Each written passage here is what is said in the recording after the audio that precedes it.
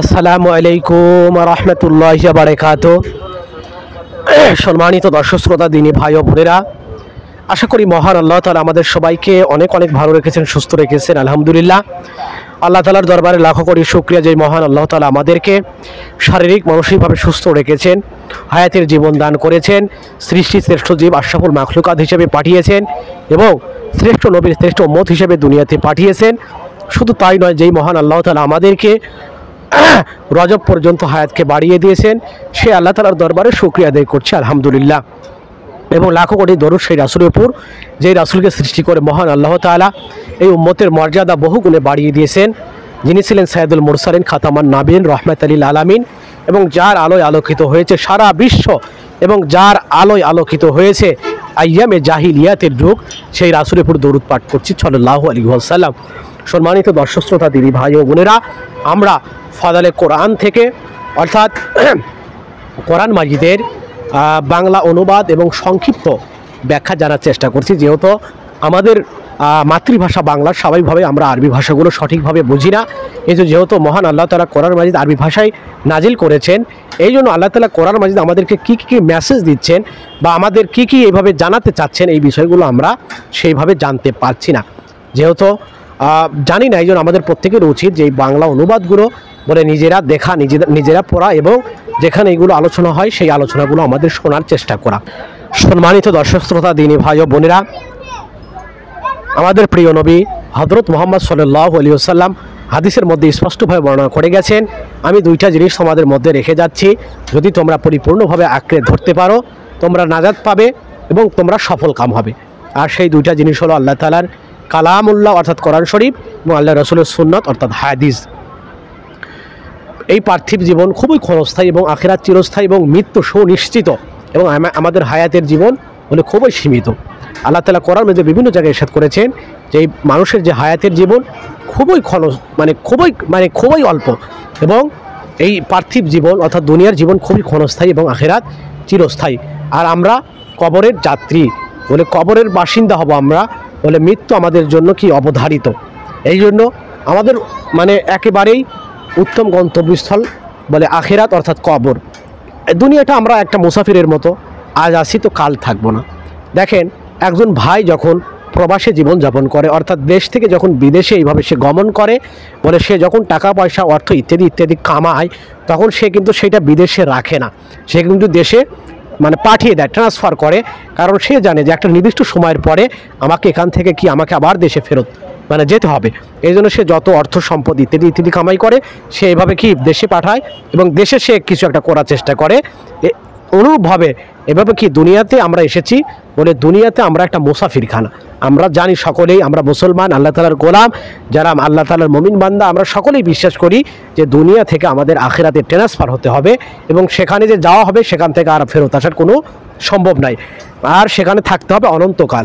এবং সেখানে যদি আমরা ধরা হই, যদি ব্যর্থ হই বলে, এই ব্যর্থতার কোনোভাবেই বলে আমরা এটাকে কাটিয়ে উঠতে পারবো না। এই জন্য আমরাও বিশ্বাস করি যে আমাদের সামনে একটা বড় গন্তব্যস্থল, যেখানে যদি আমরা সফল হই বলে সেখানে আমরা পরিপূর্ণভাবে সফল হবে। এই জন্য আমরা মুসলমান বান্দারা ওই প্রবাসী ভাইয়ের মতো বলে এই দুনিয়ার জীবনকে বিসর্জন দিয়ে আল্লাহ তাআলার ইবাদত বন্দি করে, আল্লাহ তাআলার হুকুম এবং রাসূলুল্লাহ সাল্লাল্লাহু আলাইহি ওয়াসাল্লামের সুন্নত তরিকায় চলে আমরা ওই আখিরাতের জীবনের জন্য বলে আল্লাহ তাআলার ব্যাংকে এভাবে নেক আমল আমরা পাঠাবো বা পাঠানোর চেষ্টা করব বা আমাদের পাঠাতে হবে। তো যাই হোক, আমরা পবিত্র কোরআন থেকে বাংলা অনুবাদ এবং সংক্ষিপ্ত ব্যাখ্যা জানার চেষ্টা করছি। তো আসুন আমরা দিন শেখার জন্য বলে আমরা এইভাবে দিনের ব্যাপারে যেখানে আলাপ আলোচনা হয়, দিনের ব্যাপারে যখন কথাবার্তা হয়, এই কথাগুলো আমরা গুরুত্ব সহকারে শোনার চেষ্টা করি। হতে পারে যে একটা কথার দ্বারা আল্লাহ তাআলা আমাদেরকে বলে হেদায়েতের পথকে এভাবে প্রশস্ত করে দিবেন। তো কথা না বাড়িয়ে আমরা মূল আলোচনায় প্রবেশ করতে চাই।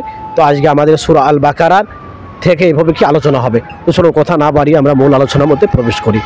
আজকে আমরা সূরা আল বাকারার 63 নম্বর আয়াত থেকে বাংলা অনুবাদ এবং সংক্ষিপ্ত ব্যাখ্যা জানার চেষ্টা করব ইনশাআল্লাহ।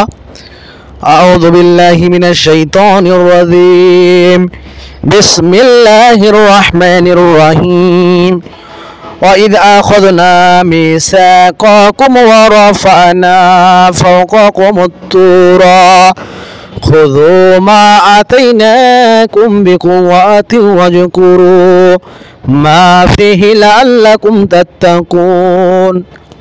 মহান আল্লাহ তাআলা সূরা আল বাকারা 63 নম্বর আয়াতে বলেন, আর স্মরণ করো যখন আমি তোমাদের অঙ্গীকার গ্রহণ করলাম এবং তুর পাহাড়কে তোমাদের উপরে উঠালাম এবং আমি বললাম, তোমাদের যা দিয়েছি তা শক্তভাবে ধরো এবং তাতে যা রয়েছে তা স্মরণ করো, যাতে তোমরা তাকে অবলম্বন করতে পারো। যখন তাওরাতের বিধানের ব্যাপারে ইয়াহুদিরা অবাধ্যতামূলক আচরণ প্রকাশ করে বলল যে এই বিধানগুলোর উপর আমল করা আমাদের দ্বারা সম্ভব নয়, তখন মহান আল্লাহ তাআলা তুর পাহাড়কে তাহাদের মাথার ওপর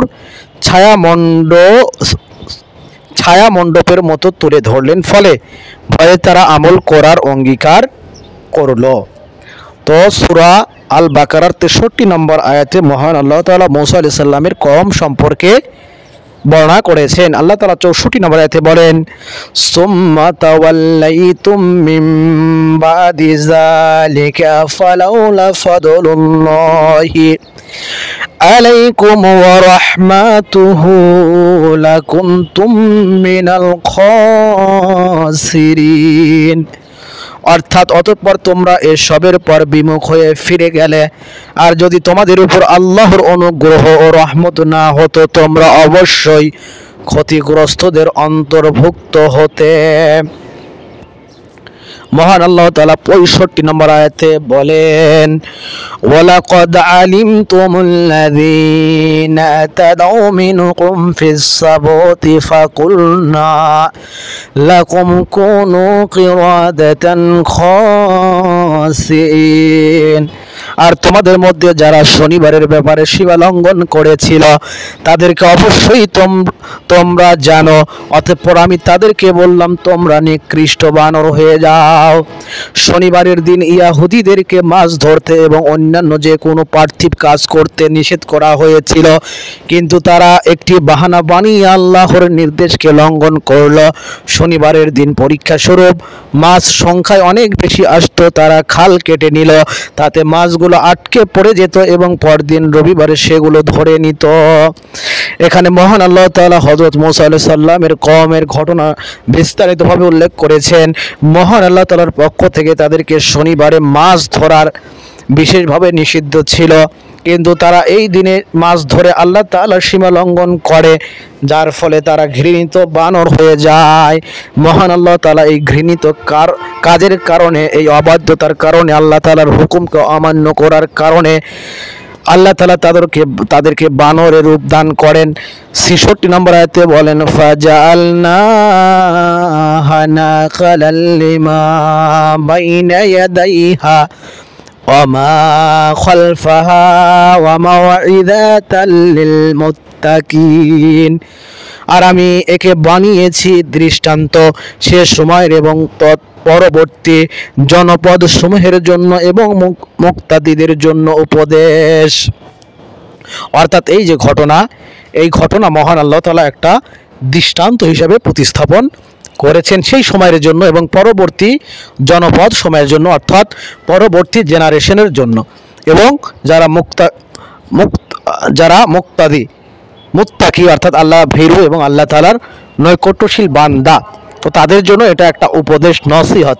তো আল্লাহ তাআলা 67 নম্বর আয়াতে বলেন, ওয়াইদ ক্বালা মূসা লিকওমিহি ইন্নাল্লাহা ইয়ামুরুকুম আন তাযবাহু বাকারাতান ক্বালু আতাত্তাখিযুনা হুযুওয়া قال أعوذ بالله أن أكون من الجاهلين। আর স্মরণ করো যখন মূসা তার কওমকে বলল, নিশ্চয় আল্লাহ তোমাদেরকে নির্দেশ দিচ্ছেন যে তোমরা একটি গাভী জবাহ করবে। তারা বলল, তুমি কি আমাদের সাথে উপহাস করছো? সে বলল, আমি মূর্খদের অন্তর্ভুক্ত হওয়া থেকে আল্লাহর আশ্রয় চাচ্ছি। এই আয়াতের মধ্যে মহান আল্লাহ তাআলা বনী ইসরাইলদের মধ্যে একজন সন্তানহীন বৃত্তশালী লোক ছিল। তার উত্তরাধিকার বলতে কেবল তার এক ভাইপো ছিল। এক রাতে এই ভাইপো চাচাকে হত্যা করে তার লাশ অন্য লোকদের দরজায় ফেলে দিল। সকালে হত্যাকারীর খোঁজে সবাই একে অপরকে দোষারোপ করতে লাগলো। শেষ পর্যন্ত খবর মূসা আলাইহিস সালামের নিকটে পৌঁছালে তাদেরকে একটি গাভী জবাহ করার নির্দেশ দেওয়া হলো। সেই গাভীর কোনো অংশ নিয়ে মৃত্যু ব্যক্তির শরীরে স্পর্শ করা হলে সে জীবিত হয়ে তার হত্যাকারীকে তা জানিয়ে দিয়ে পুনরায় মৃত্যুবরণ করল। তো মহান আল্লাহ তাআলার এখানে একটা মর্যাদা সম্পর্কে উল্লেখ করা হয়েছে। বনী ইসরাইল যুগের এক বিত্তশালী লোক ছিল, যার কোনো উত্তরাধিকারী ছিল না, একমাত্র তার ভাইয়ের ছেলে ভাইপো ছিল। এবং এক রাতে এই ভাইপো তার চাচাকে হত্যা করে সম্পত্তির লোভে, যা বর্তমান সমাজে বর্তমান জামানায় আমরা বিভিন্ন দৃষ্টান্ত দেখতে পাই। অর্থ সম্পদের কারণে অন্যায়ভাবে মানুষকে হত্যা করা, নিজের পরিবারের সদস্যকে হত্যা করা, নিকট আত্মীয়দেরকে এভাবে কি হত্যা করা, এই বিষয়গুলো আমরা হামেশাই খুব সহজে হতে দেখি। যাই হোক, তো এই ব্যাপারে যখন একে অপরকে তারা দোষারোপ করতে লাগলো, তখন শেষ পর্যন্ত মূসা আলাইহিস সালামের কাছে খবর পৌঁছালো এবং তারপরে মূসা আলাইহিস সালাম একটি গাভী জবাহ করার নির্দেশ দিলেন। এই নির্দেশ ছিল মহান আল্লাহ তাআলার পক্ষ থেকে। মহান আল্লাহ তাআলা ৬৮ নম্বরে আয়াতে বলেন, ক্বালু দুউ লানা রাব্বাকা ইউবাইয়িন লানা মা হিয়া ক্বালা ইন্নাহু ইয়াকুলু ইন্নাহা বাকারাতুল লা ফারিদু ওয়ালা বিকরুন আওয়ানুম বাইনা যালিকা ফাফআলু মা তু'মারুন। আল্লাহ তাআলা বলেন, তারা বলল, তুমি আমাদের জন্য তোমার রবের নিকট দোয়া করো, তিনি যেন আমাদের জন্য স্পষ্ট করে দেন গাভীটি কেমন হবে। সে বলল, নিশ্চয় তিনি বলেছেন, নিশ্চয় তা হবে গরু, যা হবে বুড়ো নয় এবং বাচ্চাও নয়, অর্থাৎ মাঝামাঝি ধরনের। সুতরাং তোমরা করো যা তোমাদের নির্দেশ দেওয়া হচ্ছে। অর্থাৎ এই হযরত মূসা আলাইহিস সালাম যখন আল্লাহ তাআলার বাণী তাদেরকে পৌঁছে দিলেন এবং একটা গরুকে জবাহ করার নির্দেশ দিলেন, তখন এই কওমের লোক পুনরায় হযরত মূসা আলাইহিস সালামকে জিজ্ঞেস করলেন যে তুমি আমাদেরকে স্পষ্ট করে দাও যে গাভীটি কেমন হবে। আর আল্লাহ তাআলাও গাভীটি কেমন হবে এই বিষয়টা মূসা আলাইহিস সালামকে জানিয়ে দিয়েছিলেন। আর সেটা হলো, এই গাভী হবে না বুড়ো না বাচ্চা, অর্থাৎ মাঝামাঝি ধরনের হবে।